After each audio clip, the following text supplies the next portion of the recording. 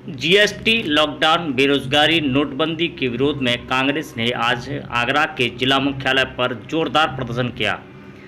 सैकड़ों की संख्या में कांग्रेस के कार्यकर्ता एकत्रित होकर के जिला कलेक्ट्रेट पर पहुंचे और जिलाधिकारी के माध्यम से ज्ञापन भी दिया। कांग्रेसी बड़ी संख्या में जिला कलेक्ट्रेट पर पहुंचे और उग्र प्रदर्शन किया तो पुलिस से उनकी नोकझोंक भी होने लगी। कांग्रेस के महानगर अध्यक्ष देवेंद्र कुमार चिल्लू के नेतृत्व में बड़ी संख्या में कार्यकर्ता आज सुबह से ही जीएसटी, लॉकडाउन, बेरोजगारी, नोटबंदी और बेरोजगारी के विरोध में प्रदर्शन करने के लिए आगरा के जिला कलेक्ट्रेट पर पहुंचे, जहां पर कांग्रेस के कार्यकर्ताओं ने प्रदेश और देश की सरकार के खिलाफ जोरदार प्रदर्शन किया और सरकार से मांग की कि जिस प्रकार से उत्तर प्रदेश और देश की सरकार काम कर रही है, उससे सैकड़ों की संख्या में लोग रोज़ाना बेरोजगार हो रहे हैं। जहां पर सरकारी विभाग लगातार बेचे जा रहे हैं तो वहीं पर अपने मित्रों को लाभ पहुंचाने के लिए सरकारी खजाने को लगातार लुटाया जा रहा है। इसको लेकर के पुलिस और प्रशासन के अधिकारियों से कांग्रेस के कार्यकर्ता और नेताओं की तीखी झड़प भी हुई।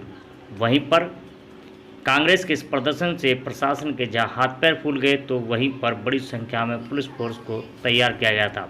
कांग्रेस के कार्यकर्ता हाथों में तख्ती लेकर के जिला मुख्यालय के सामने जोरदार नारेबाजी कर रहे थे। जोरदार नारेबाजी और कार्यकर्ताओं की बढ़ती संख्या से जहां जिला प्रशासन के हाथ पैर फूल गए तो वहीं बड़ी संख्या में कार्यकर्ताओं को नियंत्रित करने के लिए पुलिस फोर्स को तैनात किया गया। इस बारे में जानकारी देते हुए कांग्रेस के महानगर अध्यक्ष देवेंद्र कुमार चिल्लू ने बताया कि 2014 में जब देश में चुनाव चल रहा था तो मोदी जी ने इस देश की जनता से वायदा किया था कि 2 करोड़ रोजगार हम हर साल देश के युवाओं को देंगे। देख रहे हैं, आप भी बुद्धिजीवी वर्ग से, आप भी पढ़े लिखे लोग हैं, आप भी अखबार पढ़ते होंगे। 2 करोड़ रोजगार देना तो बहुत बड़ी बात। उनके कार्यकाल में करीब 14 करोड़ लोगों की नौकरियां जा चुकी है। कई सरकारी संस्थान बिक चुके हैं। किसी तरह सरकारी बीएसएनएल, भारत पेट्रोलियम, तमाम ऐसे संस्थानों के कर्मचारियों को सेवानिवृत्त कर दिया गया है। सरकार 50 साल में राज्य कर्मचारियों को रिटायरमेंट करने की योजना बना रही है, जिससे वो लोग आज टेंशन में आ गए हैं, दहशत में आ गए हैं। उन लोगों के बीपी बढ़ गए हैं। ये उत्तर प्रदेश की सरकार, योगी जी ने कहा कि जो भर्तियां होगी 5 साल की संविदा पे होगी। 5 साल की संविदा के बाद उनको स्थायीकरण किया जाएगा।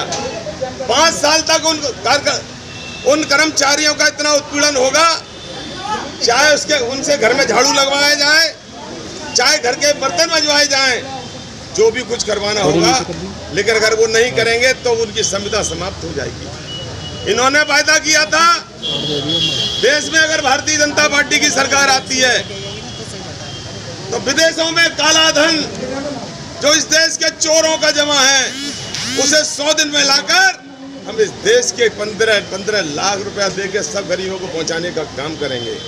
कहां गई वो लिस्ट? कहां गए वो 100 दिन? जब नोटबंदी लागू हुई तो इन्होंने कहा था देश की जनता से मैं 50 दिन मांगता हूं। अगर 50 दिन में व्यवस्था ना सुधरे तो मुझे जिस चौराहे पे फांसी पे लटका देना। जीएसटी से छोटे धंधे, उद्योग धंधे, व्यापार बर्बाद कर दिए। कोरोना जब आया, कोई नीति नहीं, कोई नियम नहीं। आधी रात को जैसे कोई भांग खा लेता हो, भांग के नशे में बोल देता हो, आधी रात को उन्होंने घोषणा कर दी। कल से लॉकडाउन की घोषणा की जाती है। किसी के घर में राशन है, किसी में नहीं है, किसी के घर में दूध है, नहीं है। उन्होंने कोई परवाह नहीं की। तमाम लोग मर गए, तमाम लोग पैदल चल के मर गए। और सदन में देश के प्रधानमंत्री अपना भाषण देते हैं, हमारे पास कोई डाटा नहीं है कितने लोग मर गए। शर्म आनी चाहिए तुमको। तुम्हारे देश के नागरिक सड़क में मर रहे हैं, आपके पास डाटा नहीं है। एक प्रधानमंत्री झूठ बोलता है कि चीन हमारे यहाँ कहीं नहीं घुसा और रक्षा मंत्री कहता है कि 38 किलोमीटर हमारी सीमा में घुस गया। कौन झूठा है, कौन सच्चा है, इनका पता ही नहीं लग रहा है। बात बात पे झूठ, झूठ पे झूठ। ये उत्तर प्रदेश और देश की सरकार ना तो महंगाई को कमजोर कर पा रही है, जीडीपी के हालात आपके सामने हैं, बेरोजगारी के हालात आपके सामने हैं, क्राइम आपके सामने है, और जो लोग गुजराती लोग देश से पैसा लेके भागे थे वो आपके सामने हैं। आज हमारी संसद यदि सुरक्षित है, नई संसद बनाने की क्या जरूरत पड़ रही है? उस पैसे से इस देश के किसानों का कर्जा माफ हो सकता है, उस पैसे से इस देश के स्कूल के बच्चों की फीस माफ हो सकती है, उस पैसे से इस देश के बिजली के बिल माफ हो सकते हैं, बेरोजगारों को भत्ता मिल सकता है। ऐसी योजना बनाकर ये देश को बर्बादी की ओर ले जा रहे हैं। और जब तक कांग्रेस है, जिस तरीके से अंग्रेजों का जब शासन चल रहा था, कांग्रेस ने आगे बढ़ के उनको पीछे धकेल